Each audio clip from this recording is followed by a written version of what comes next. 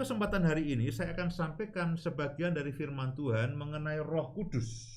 Ya, riwayat bagaimana Roh Kudus itu turun ke muka bumi dan ada di dalam kehidupan Bapak Ibu Saudara sekalian, bagaimana Roh Kudus itu dijanjikan oleh Yesus sendiri. Nah, nanti kita akan baca di dalam Injil Yohanes pasal yang ke-14. Nah, kalau kita perhatikan Injil Yohanes pada pasal-pasal sebelumnya, pasal 13, pasal ke-12, itu Yesus mulai berbicara kepada murid-muridnya bahwa Yesus satu waktu akan disalibkan, akan meninggalkan mereka, akan menderita dan sebagainya. Dan bagi murid-muridnya itu merupakan hal yang membingungkan. Karena pada waktu itu murid-murid bersama dengan Yesus, dan setiap hari mereka melihat Yesus itu diikuti banyak orang, menjadi tokoh yang sangat terkenal karena Yesus melakukan banyak mukjizat, Yesus melakukan banyak kesembuhan, melayani banyak orang. Jadi bisa dikatakan bahwa pada waktu itu Yesus itu menjadi superstar, ya, menjadi bintang pada waktu itu. Dan murid-muridnya ya ikut menikmati. Ya, ikut menikmati keterkenalan Yesus pada waktu itu. Kalau Yesus dijamu makan, murid-muridnya juga ikut. Ya, Yesus melakukan mujizatnya, murid-muridnya ikut senang dan ikut bangga. Orang bertanya, kamu muridnya siapa? Oh, aku muridnya Yesus. Nah, pada waktu itu murid Yesus itu ada sebuah sebutan yang sangat membanggakan karena Yesus adalah orang terkenal, orang-orang berbondong-bondong, ratusan bahkan ribuan orang itu mengikuti Yesus kemanapun mereka pergi, dan mujizat terjadi. 5 roti dan 2 ikan, kemudian orang-orang yang terbelenggu oleh kuasa kegelapan juga dibebaskan, yang susah dihiburkan, yang sakit disembuhkan. Yesus melakukan berbagai macam banyak mujizat. Nah, tiba-tiba kalau saudara perhatikan di dalam Injil Yohanes pasal yang ke-12, pasal yang ke-13, itu Yesus mulai berbicara bahwa satu waktu Yesus akan meninggalkan mereka. Yesus akan dianiaya, akan mati menebus dosa manusia. Nah, pada waktu itu murid-murid sama sekali tidak mengerti maksudnya.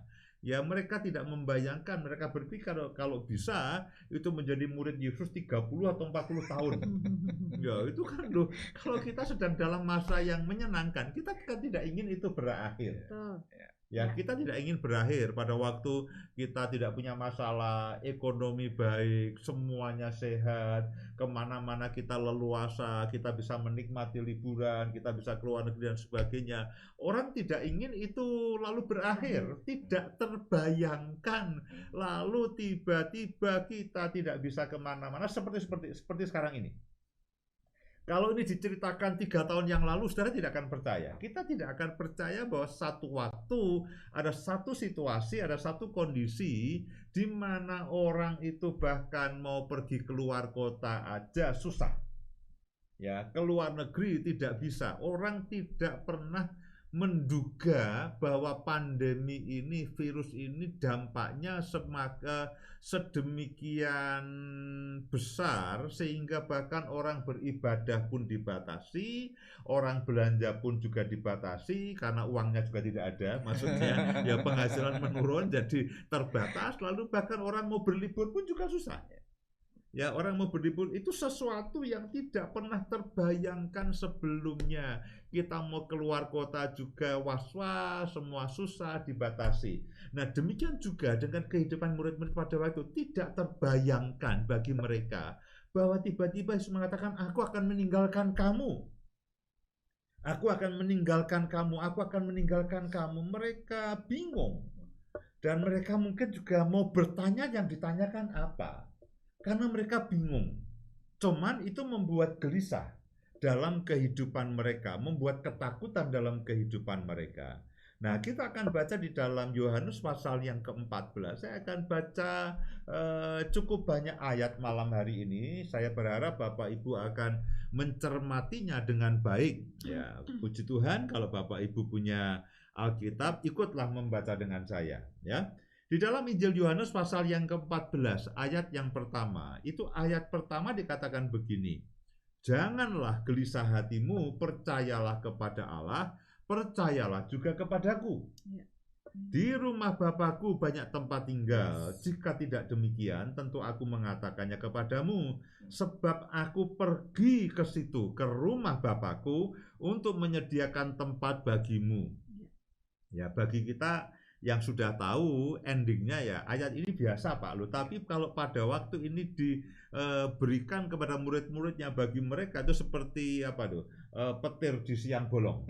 Tidak ada mendung, tidak ada duar, aku akan pergi menyediakan tempat bagimu. Pergi kemana? Itu membingungkan sekali.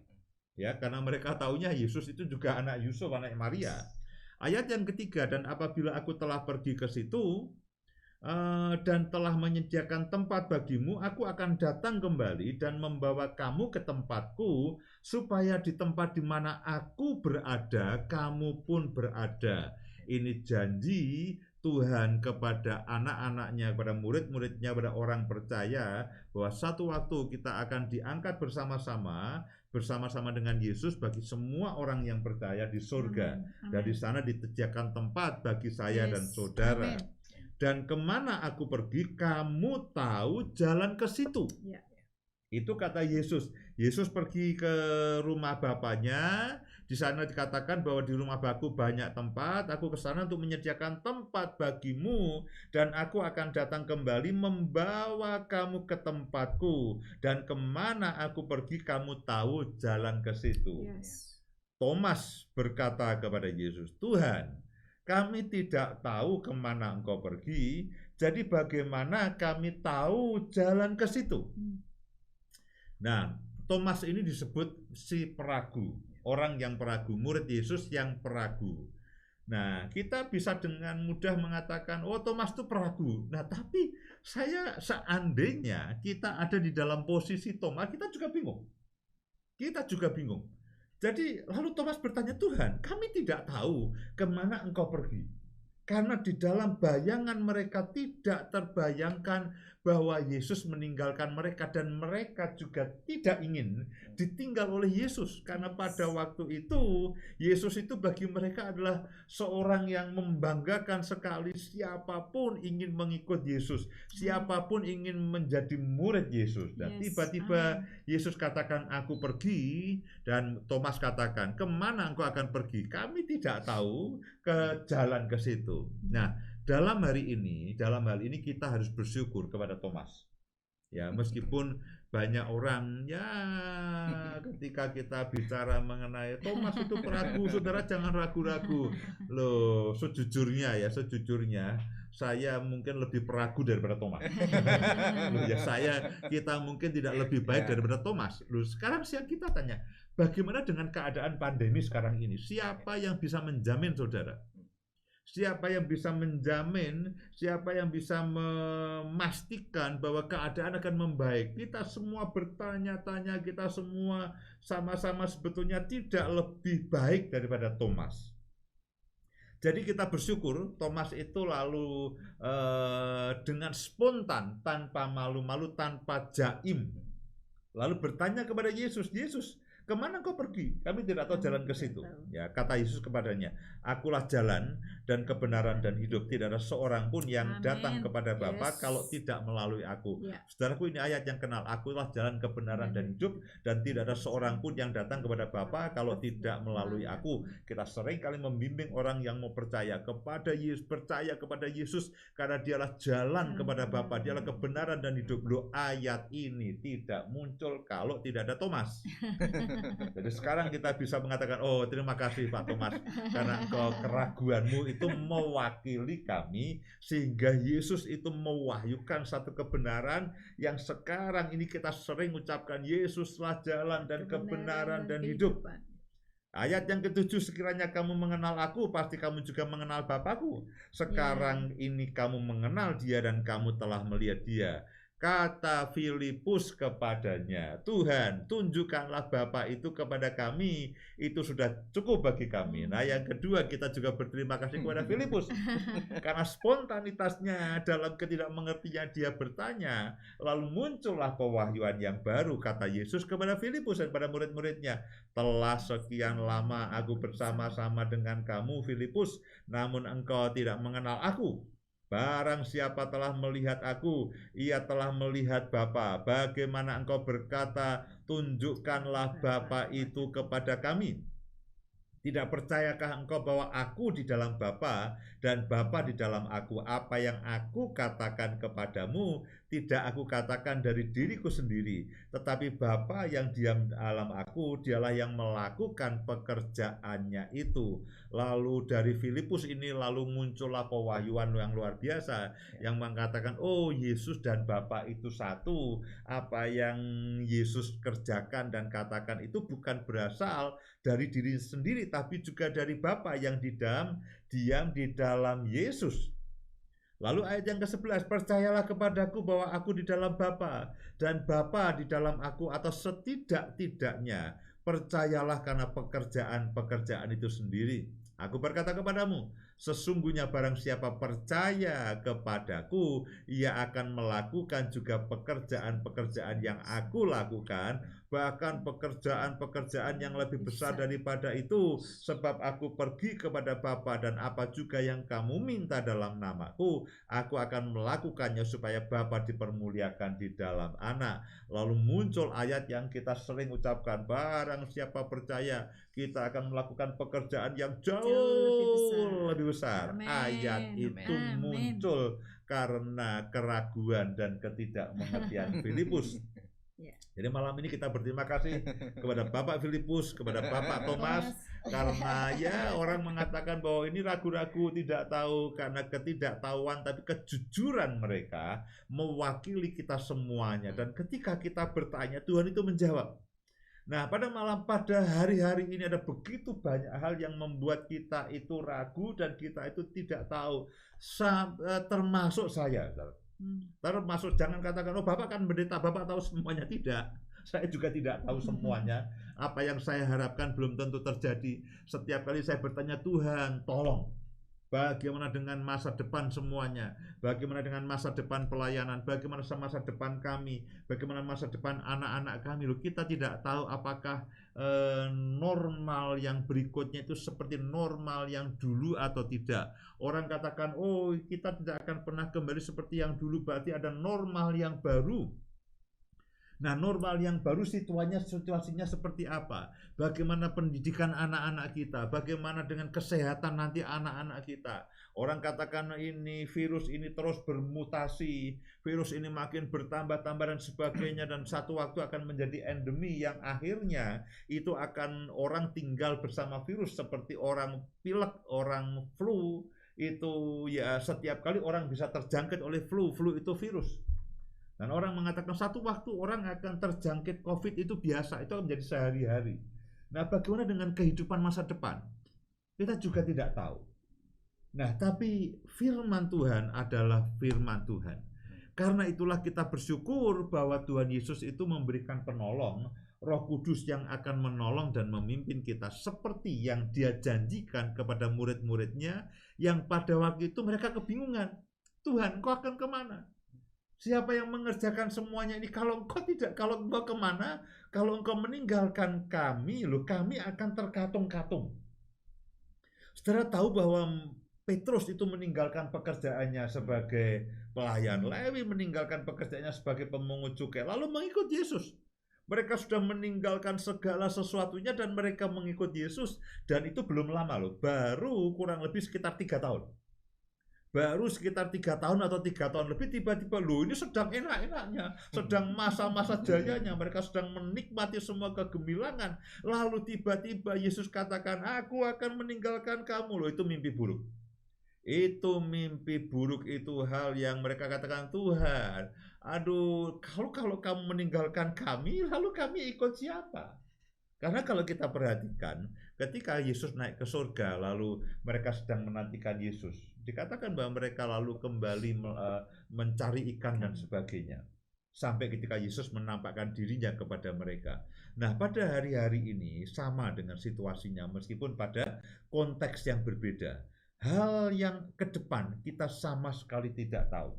Oh iya, kita percaya bahwa Tuhan akan memimpin kita, Tuhan akan menolong kita, Tuhan akan memelihara hidup kita. Kita percaya, tapi bagaimana caranya itu persoalan berikutnya.